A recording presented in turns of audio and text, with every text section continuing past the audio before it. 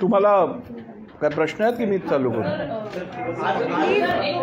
एक रिक्वेस्ट नॅशनलला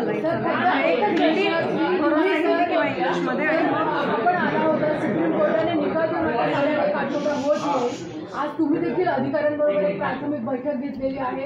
काय पुढे अध्यक्ष म्हणून आपण पुढे कशा पद्धतीने जाणार आहात? मान्य सर्वोच्च न्यायालयाने ह्या ज्या याचिकावर सुनावणी पूर्ण झालेली आणि निकाल ज्याची सर्वजण वाट पाहत होते तो निकाल आता दिलेला आहे. आणि मी सर्वप्रथम सर्वोच्च न्यायालयाचं अभिनंदन करू इच्छितो की त्यांनी संविधानिक शिस्त कायम ठेवत हा निर्णय दिलेला आहे. आपल्या सर्वांना माहीत आहे की भारताच्या संविधानामध्ये कार्यकारी मंडळ म्हणजेच एक्झिक्युटिव्ह, लेजिस्लेचर म्हणजेच विधिमंडळ आणि न्यायमंडळ म्हणजे ज्युडिशरी या तिघांनाही होऊन आपापल्या दिलेल्या जबाबदाऱ्या पार पडण्याचे हे संविधानाने दिलेलं आहे. आणि त्याचा आदर राखत अध्यक्षांचा अधिकार हे शिक्कामोर्तब करत सुप्रीम कोर्टने हा जो निर्णय घेतलेला आहे त्याचं मी स्वागत किंवा वेळ उशीर कारणाशिवाय उशीर लावणार नाही असं सांगत असताना लवकरात लवकर आपण ह्या याचिकांवरती निर्णय घेऊ.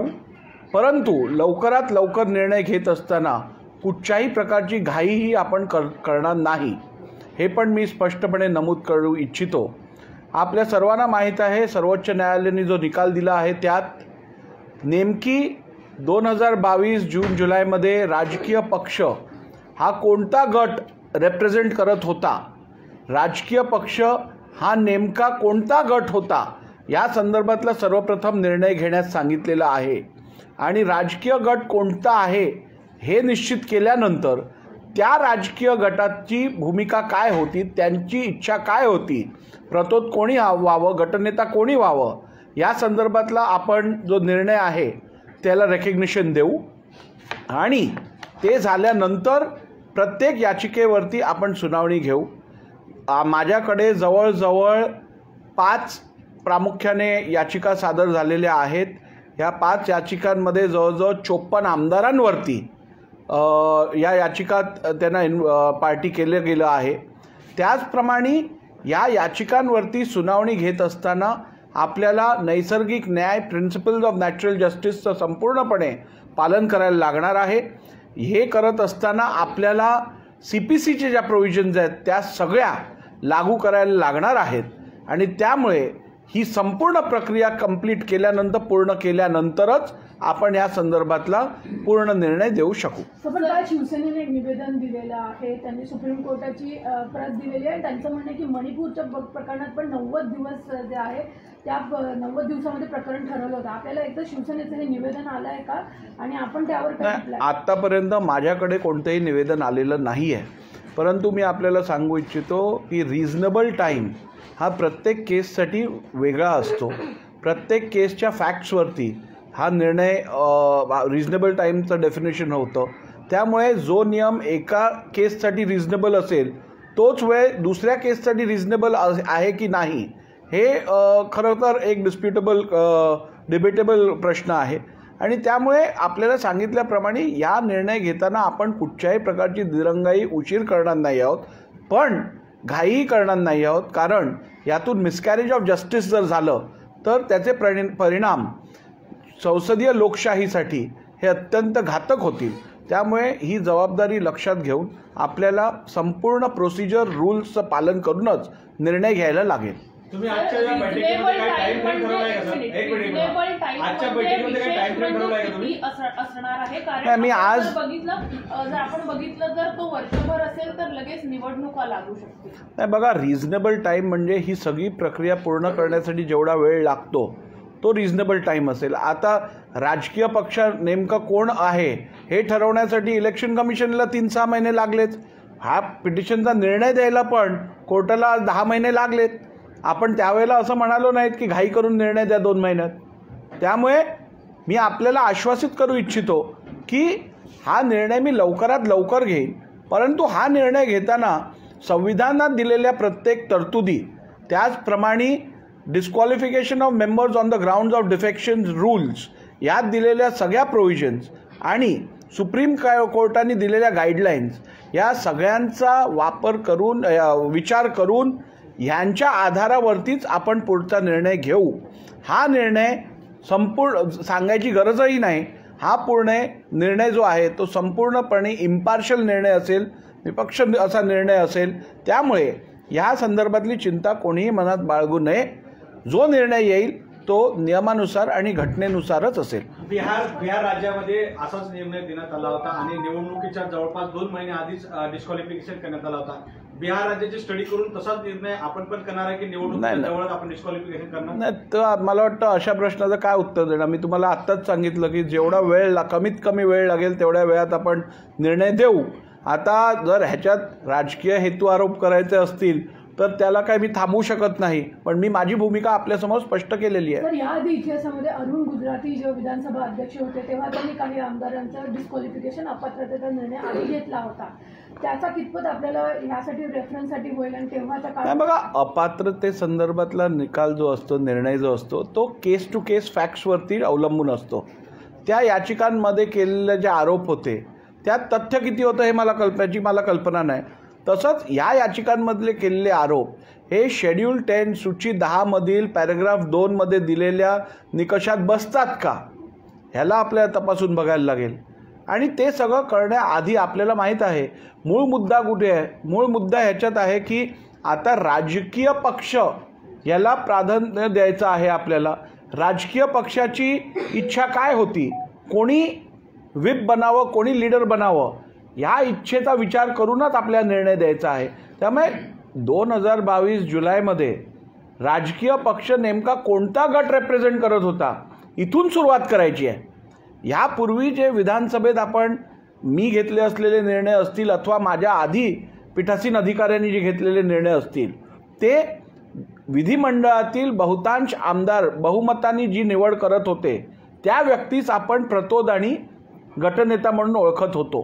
परंतु आता कोर्टाने सांगितलं केवळ लेजिस्लेचर पार्टीची इच्छा नव्हे तर प्राधान्यक्रमावरती आपल्याला पॉलिटिकल पार्टीचा विचार काय होता ह्याचं मत घेऊनच निर्णय करायला लागेल.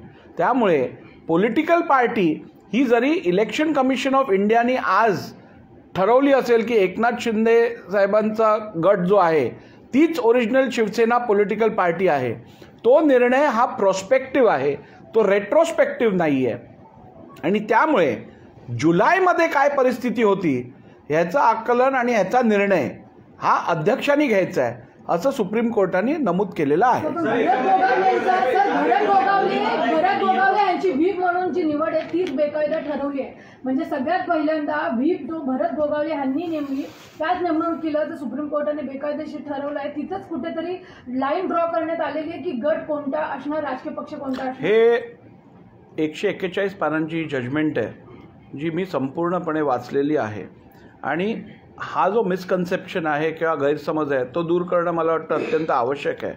कोर्टाने आपल्या निर्णयात असं सांगितलं आहे की भरत गोगावलेंची निवड ज्याला आपण मान्यता दिलेली ती निवड ही राजकीय पक्षांनी केलेली निवड आहे का ह्या संदर्भातली खातरजमा केली नसल्यामुळे ती निवड इल्लीगल किंवा नियमबाह्य कायदाबाह्य आहे असं कोर्टाने ठरवलेलं आहे.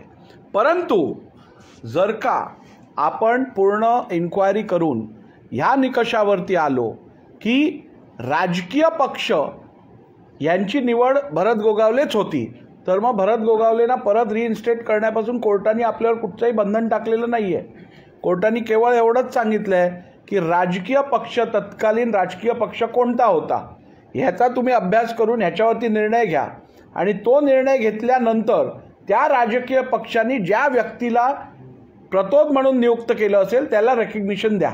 त्यांनी असं मुळीच सांगितलं नाही आहे की तुम्ही इन्क्वायरी केल्यानंतर तरीही जर भरत गोगावलेच त्या राजकीय पक्षाचे रिप्रेझेंटेटिव्ह किंवा नॉमिनी असतील तरीही त्यांना तुम्ही अपॉइंट करू नका असं म्हटलं नाही आहे.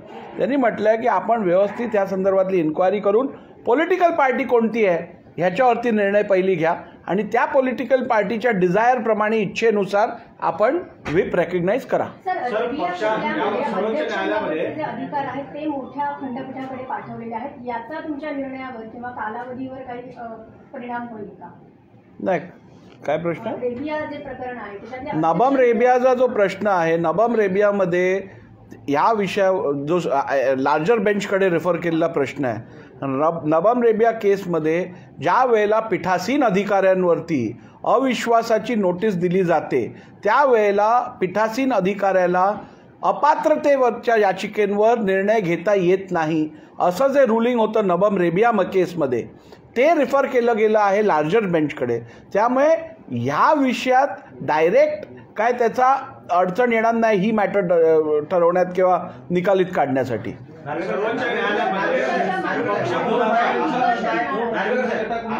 योग्य वेळेत निर्णय देणार, पण संजय राऊत दररोज तुमच्यावरती टीका करताय. एकंदरीत आज त्यांचं म्हणणं होतं की पक्षांतर करणं हा राहुल नार्वेकरांचा छंद आहे. एकंदरीत आपण संवैधानिक पदावरती अशा प्रकारे नाही, मला वाटतं ह्या विषयाचं आधीही बोललो आहे तरी आपल्या परत एकदा सांगतो की विधानसभेच्या बाहेर नियमबाह्य घटनाबाह्य वक्तव्यावरती मी लक्ष देत नाही आणि अशा वक्तव्याला काडी मात्र किंमतही देत नाही. खरं तर असं अपेक्षित असतं की एखादी व्यक्ती जेव्हा संविधानिक जबाबदारी पार पाडत असते, पार्लमेंटचे मेंबर असतात, MP असतात, त्यावेळेला त्यांच्याकडनं संविधानाचा मान राखत जबाबदाररित्या संविधानिकरित्या भाष्य करणं अपेक्षित असतं. ज्या वेळेला आपण भाष्य करत असतो आणि ते भाष्य आपण संविधानिक पदावर बसलेल्या व्यक्तीबद्दल करत असतो त्यावेळेला जबाबदारीपूर्वक वक्तव्य करणं हे अपेक्षित असतं. पण मला वाटतं अशी अपेक्षा काही लोकांकडनं ठेवणं व्यर्थ आहे आणि त्यामुळे अशा लोकांना इग्नोर करणं किंवा त्यांनी दिलेल्या भाष्याला महत्त्व न देणं हे लोकशाही आणि आपल्या एकूण कॉन्स्टिट्युशनल फंक्शनिंगसाठी महत्त्वाचं उपयोगी पडेल. मी आपल्याला सांगितल्याप्रमाणे कुठच्याही दबावाखाली येऊन कधीच काम केलेलं नाही आहे आणि यापुढेही दबावाखाली येऊन काम करणार नाही. ज्या लोकांना असं वाटत असेल की अध्यक्षांवर वैयक्तिक टीका करून अथवा अध्यक्षांना धमक्या देऊन आपण त्यांच्याकडनं आपल्याला पाहिजे तसा निर्णय घेऊ, तर तसं वाटल्यानं ज्या लोकांना वाटतं त्यांना मी आपल्यामार्फत सांगू इच्छितो की ही त्यांच्या आयुष्यातली सर्वात मोठा गैरसमज असेल. अध्यक्ष कधीही दबावाखाली निर्णय घेणार नाहीत. निवडणूक आयोगामध्ये निकाल जरी एकनाथ शिंदे यांच्या बाबत पक्ष तर दिला असेल, परंतु सर्वोच्च न्यायालयामध्ये हा निकाल बाजू आहे की पक्ष कोणाचा. पक्ष काल ज्याप्रमाणे सुनावणी झाली त्याच्यामध्ये एक स्पष्ट करण्यात आलं होतं की उद्धव ठाकरेंनी राजीनामा जर दिला नसेल तर त्यांना आम्ही परत मुख्यमंत्री करता आलं असतं. या माध्यमातून आणि व्हीप बाबतही त्यांनी केला. या माध्यमातून जर सर्वोच्च न्यायालयाचं जे नोटीस निवडणूक आयोगाकडे दाखल केलं आणि त्यांनी म्हटलं आहे की तोच उद्धव ठाकरेंचा पक्ष आहे, तर त्यानंतर मात्र डिस्क्वालिफिकेशनच्या कारवाईवर काही प्रभाव पडेल असं वाटतं? नाही, डिस्क्वालिफिकेशनची कारवाई या संदर्भातले निर्णय हे अध्यक्षांनी घ्यायचे आहेत. एकूण राजकीय पक्ष कोणता होता त्यावेळेला हा पण निर्णय अध्यक्षांनीच घ्यायचा आहे. मी ह्याच्यातली तुम्हाला सिक्वेन्स सांगितलेला आहे की सर्वप्रथम राजकीय पक्ष त्यावेळेला कोण रेप्रेझेंट करत होतं यावरती मी निर्णय घेणार आहे.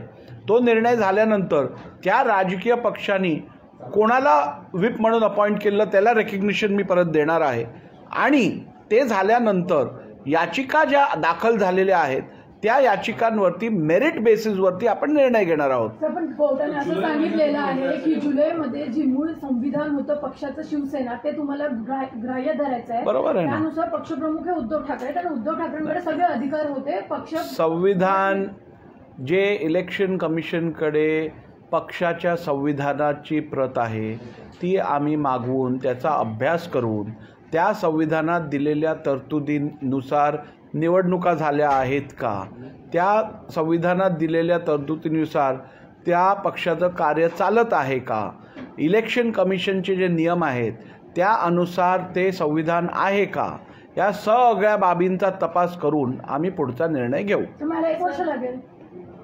तुमच्याकडे काय वेळस्पॅनचा नेमका काय अंदाज असेल, वेळपत्रिका तुम्ही द्या, त्याच्याप्रमाणे चालायचा प्रयत्न करू. विचारात घेतले जाणार सर, पक्षाला मान्यता देताना नाही, निकष असे सुप्रीम कोर्टाने तर 3-4 निकष दिलेले आहेत की कॉन्स्टिट्यूशन पक्षाचं जे आहे त्याचा विचार करायला पाहिजे. त्यानंतर ऑर्गनायझेशनल स्ट्रक्चर जे आहे त्याची मेजॉरिटी कुठे आहे, कशी आहे, त्याचा विचार करायला पाहिजे. त्यानंतर निवडून आलेले सदस्य जे आहेत त्यांची मेजॉरिटी कुठे आणि कोणाबरोबर आहे ह्याचा विचार करायला पाहिजे. तर एकूण या सगळ्या आणि ह्या सगळ्या क्रायटेरिया जे आहेत ते प्रत्येक केससाठी वेगवेगळे अप्लाय होतात. आता इलेक्शन कमिशननी जो घेतलेला निर्णय आहे त्याचं पण आम्हाला एकूण बघायला लागेल कुठच्या बेसिसवरती घेतलेला आहे. पण हे सांगत असताना आपल्याला एवढंही सांगतो की इलेक्शन कमिशनचा निर्णय आणि आमचा निर्णय हा आम्हाला इंडिपेंडेंटली घ्यायचा आहे. आम्ही त्यांच्यावरती अवलंबून घेणार नाही निर्णय. राहुल नार्वेकर जी, आप हिंदी में बताइए प्लीज, अब सुप्रीम कोर्ट के वर्डिक्ट के बाद अब आप आए हैं, क्या कार्यवाही करेंगे, आज कुछ प्रोसीजर की है क्या? देखिए, जैसे कि आप सभी लोग जानते हो, इन याचिकाओं के ऊपर सुनवाई हुई थी और जो निर्णय था उसकी अपेक्षा सभी कर रहे थे. अभी वो निर्णय सुप्रीम कोर्ट ने दिया है और उस निर्णय को देने के बाद हमें ये इस बात की बहुत खुशी है कि संविधान में दिए हुए प्रावधानों के अनुसार सुप्रीम कोर्ट ने कॉन्स्टिट्यूशनल डिसिप्लिन कायम रखी है और विधिमंडल या अध्यक्ष के अधिकारों पर कोई भी रोक नहीं लग सकती है, और ये साफ किया है. और इससे उन्होंने एग्जीक्यूटिव, लेजिस्लेचर और जुडिशरी इनके ऊपर जो कॉन्स्टिट्यूशनल डिसिप्लिन की जिम्मेदारी है उसे कायम रखा है. उसका हम स्वागत करते हैं.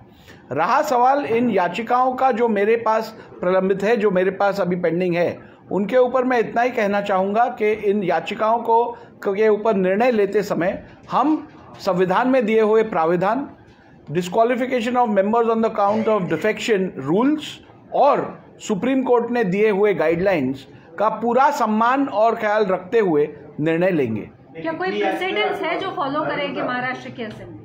क्या कोई प्रेसिडेंस है इसके बारे में जो फॉलो किया जाएगा? प्रेसिडेंस फॉलो करने की कोई ज़रूरत नहीं है. इसमें आपको जो न्याय है, जो कानूनी प्रावधान है, संवैधानिक प्रावधान है, सुप्रीम कोर्ट के गाइडलाइंस है, उसको मानना ज़्यादा ज़रूरी है और उसके आधार पर हम निर्णय लेंगे.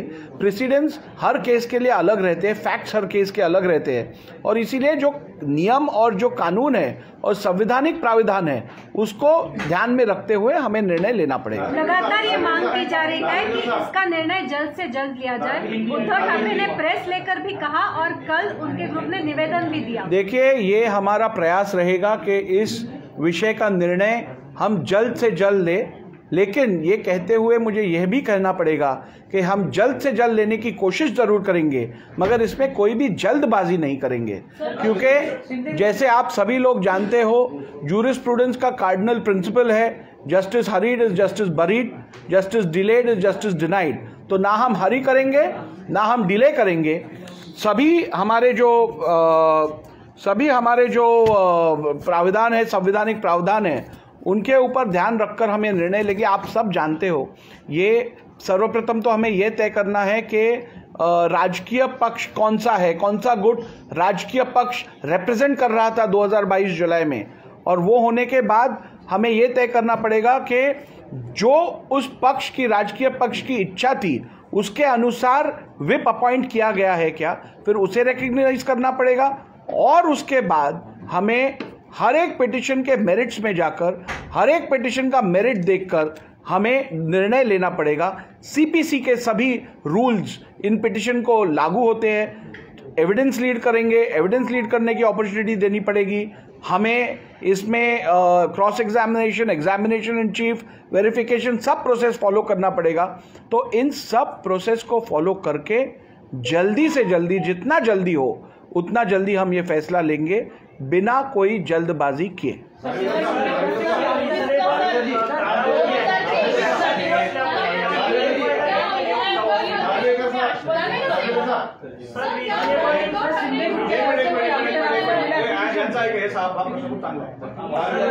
रिजनेबल कालावधी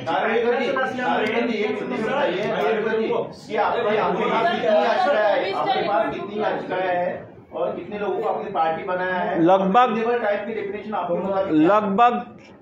54 विधायकों को इसमें पार्टी किया गया है। मेरे पास 5 से अधिक याचिकाएं दाखिल है और इसीलिए इन सब के ऊपर, मेरिट्स के ऊपर हमको निर्णय लेना पड़ेगा। रीजनेबल टाइम जो आप बोल रहे हैं वो इस समय मैं आपको बता नहीं सकता, क्योंकि प्रोसेस फॉलो करके इन सब को नोटिसेस देकर उनकी प्रिंसिपल्स ऑफ नेचुरल जस्टिस और नैसर्गिक न्याय के तत्वों के ऊपर उनकी बात हमें सुननी पड़ेगी, उसके बाद हम फैसला लेंगे। रिजनेबल कालावधीची व्याख्याच नसल्यामुळे अरे हिंदी चालू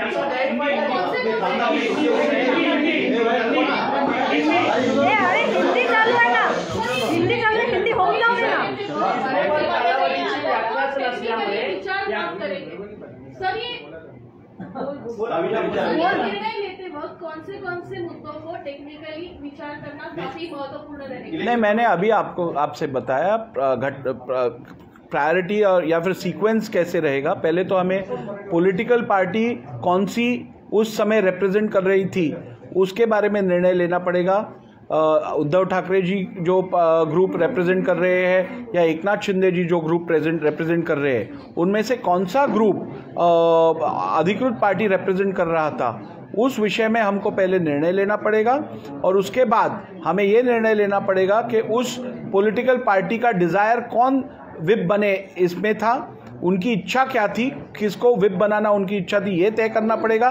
विप रिकग्नाइज करने के बाद हर याचिकाओं के ऊपर हमें निर्णय लेना पड़ेगा। ये निर्णय संविधान में दिए हुए सभी प्रावधानों को ध्यान में रखते हुए, उसके साथ ही disqualification of members on the grounds of defection rules जो है उसको ध्यान में रखते हुए और सुप्रीम कोर्ट की जो अभी गाइडलाइंस आई है उनका पूरा विचार करके ये निर्णय हम लेंगे। सीपीसी के सभी प्रोविजन इसमें एप्लीकेबल होंगे, जैसे मैंने अभी आपको बताया। म्हणजे भरत गोगावले यांची नेमणूक करताना या सर्व गोष्टी आधी विचारात नव्हत्या घेतल्या, तेव्हा चूक झाली होती का? चूक अजिबात झाली नव्हती। त्यावेळेलाही आम्ही या सगळ्या गोष्टींचा विचार करून निर्णय घेतलेला, परंतु आत्तापर्यंत विधानसभेचा पायंडा असा राहिलेला आहे की विधिमंडळातले जे आमदार निवडून येतात त्या गटातल्या आमदारांचं बहुमत चाचपून आम्हाला रेझोल्युशन दिलं जातं आणि त्याच्या आधारावरती आम्ही आत्तापर्यंतचे व्हिप किंवा गटनेते रेकग्नाइज केलेले, आणि हा केवळ शिवसेनेसाठी घेतलेला निर्णय नव्हे तर महाराष्ट्र विधिमंडळातील जेवढे पक्ष आहेत त्या सगळ्या पक्षांचं व्हिप अपॉइंट करताना अथवा त्या सर्व पक्षांचा गटनेता अपॉइंट करताना हीच प्रोसेस फॉलो केली गेली होती। त्यामुळे त्यावेळेला घेतलेला मी निर्णय ह्या प्रोसेसला धरूनच होता, त्यात कोणताही बदल केला नव्हता। आता सुप्रीम कोर्टाने असं सांगितलं आहे की आपण हा निर्णय घेत असताना निश्चितपणे राजकीय पक्षाची इच्छा काय होती ह्याचा विचार पण करणं अत्यंत आवश्यक आहे आणि त्या विचारानुसारच आपण रेकग्निशन द्यावं, आणि म्हणून आता आपण राजकीय पक्षासंदर्भातलाही निर्णय घेणार आहोत। ये उसके लिए क्या चुनाव आयोग से भी मदद मांगी जाएगी? आपने कहा संविधान मंगाया जाएगा, क्या क्या किया जाएगा? नहीं, अभी मैंने आपको बताया कि चुनाव आयोग से जो संविधान लॉन्च किया गया है पार्टी का, उसको भी हम स्टडी करेंगे, उसके ऊपर भी हम पूरा विचार करके निर्णय लेंगे। सर, फडणवीस म्हणाले की आघाडीचा पोपट मेला आणि राऊत म्हणतात की शिंदेचा मेला, तुमच्या दृष्टीने कोणाचा पोपट मेला? मेल्या मारल्याची भाषा मी करत नाही आणि ऐकत नाही। पोपट जिवंत आहे की मेला? ते तुम्ही जाऊन पक्षी झू मध्ये जाऊन बघा जिवंत आहे मेला काय। 2024च्या निवडणुकीआधी तुम्ही हा निर्णय देणार असं आश्वासित करता का? मी हा निर्णय परत एकदा आपल्याला सांगतो, लवकरात लवकर देणार आहे, परंतु त्यात कोणतीही घाई करणार नाही, ज्यांनी करून मिसकॅरेज ऑफ जस्टिस होईल।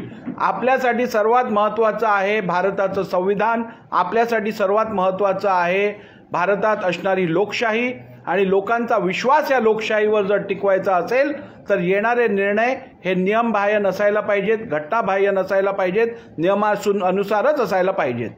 सर, काल उपाध्यक्षांना निवेदन दिलं आहे शिवसेनेने, ते आपल्याकडे अजून आलेलं नाहीये किंवा त्याबाबत कारवाई होणार आहे की नाही? नाही, माझ्याकडे अजून कोणतंही निवेदन आलं नाही आहे, पण जरी निवेदन आलं तरी मी आपल्याला सांगितल्यानुसार माझी भूमिका तीच राहणार आहे। मी विधानसभा अध्यक्ष म्हणून हे काम करत असताना, हा निर्णय घेत असताना निपक्षपणे आणि अगदी इम्पार्शली हा निर्णय घेईन एवढं मी आपल्याला आश्वासित करू इच्छितो। हे तर खरं सांगण्याचीही गरज नाही, परंतु आपल्या माध्यमातून महाराष्ट्रातल्या आणि देशातल्या सर्व नागरिकांना मी हे आश्वासित करतो, हा निर्णय नियमबाह्य नसेल, घटनाबाह्य नसेल आणि कुठचाही पक्षपात न करता हा निर्णय घेतला जाईल. जुलै महिन्याचा जो उल्लेख झाला सगळ्यामध्ये, त्या महिन्यामध्ये पार्टीतला स्प्लिट ऑलमोस्ट क्लिअर असं दिसत होतं जुलै महिन्यापासून. त्यानंतर पुढे सगळं सत्यानंतर भेटलं. मला असं विचारायचं की आता येणाऱ्या काळात तुम्ही जे अभ्यास करणार त्या सगळ्यावरती, पण जुलै महिन्याच्या अलीकडच्या गोष्टींचं कन्सिडरेशन असेल की हा चांगला प्रश्न आहे आणि ह्याच्यावरती उत्तर देणंही आवश्यक आहे. आत्तापर्यंत ECIने जो निर्णय दिला, इलेक्शन कमिशन ऑफ इंडियाने जो निर्णय दिलेला आहे, तो निर्णय प्रॉस्पेक्टिव्ह आहे. म्हणजे ज्या दिवशी त्यांनी निर्णय दिला त्या दिवशीपासून पक्ष नेमकी कोण रिप्रेझेंट करतो हा प्रश्न उत्तरेत आलेला आहे. परंतु इलेक्शन कमिशनचा निर्णय हा कधी रेट्रोस्पेक्टिव्ह नसू शकतो, पाठच्या काळासाठी नसू शकतो, पुढच्या काळासाठी असतो. तर 2022मध्ये ज्या वेळेला हे डिफेक्शनचे पिटिशन्स फाईल झाले त्यावेळेला पक्ष कोणाच्या कंट्रोलमध्ये होता किंवा पक्ष कोण रिप्रेझेंट करत होता हे समजून घेणं आवश्यक आहे आणि तो निर्णय घेतल्यानंतरच आपल्या पुढचे निर्णय घेता येतील. म्हणून मी जो निर्णय देईन तो रेट्रोस्पेक्टिव्ह असेल, पाठच्या काळासाठी असेल, 2022 जुलैपासूनचा असेल. पक्षात ज्या वेळेला डिस्क्वालिफिकेशन पिटिशन्स फाईल झाल्या त्याचा जर कॉज ऑफ ॲक्शनचा वेळ जो दिलेला आहे तेव्हा कोण होतं, पक्ष कोण रिप्रेझेंट करत होतं, ह्याबद्दल मला विचार करायला.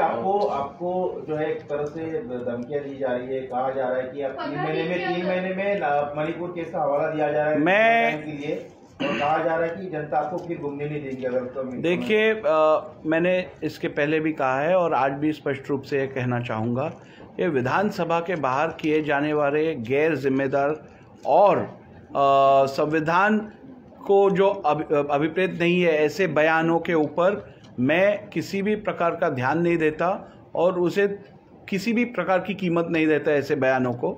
जिन लोगों को लगता है कि विधानसभा अध्यक्ष के ऊपर वैयक्तिक टिप्पणियां करके विधानसभा अध्यक्ष को धमकियां देकर उन पे दबाव डाला जा सकता है, तो मैं ये कहना चाहूँगा कि ऐसे दबाव के अंदर आकर मैं कभी काम नहीं करता हूँ और ऐसे दबाव का मेरे ऊपर कोई परिणाम भी नहीं होता है. जो निर्णय मैं लूँगा वो संविधान में दिए हुए प्रावधानों के अनुसार, नियमों के अनुसार लूँगा. आमतौर पर यह अपेक्षा रहती है कि जो व्यक्ति संसद में काम कर रहा हो, जो संवैधानिक पद पे बैठकर काम कर रहा हो, वो व्यक्ति जिम्मेदारी से अपने बयान करेगा. किसी कॉन्स्टिट्यूशनल पोस्ट पे बैठे हुए व्यक्ति के बारे में गलत बयान नहीं करेगा. लेकिन मुझे लगता है ऐसी अपेक्षा कुछ लोगों से करना बेकार है और इसीलिए ऐसी अपेक्षा न करते हुए उन्होंने किए हुए बयान को नज़रअंदाज करना ये लोकशाही और संविधान के सुरक्षा के लिए उत्तम रहेगा. Thank you. चला, थँक्यू. रेग्युलर मीटिंग कधी सुरू होईल? चालू आहे ना. चालू झाले. 5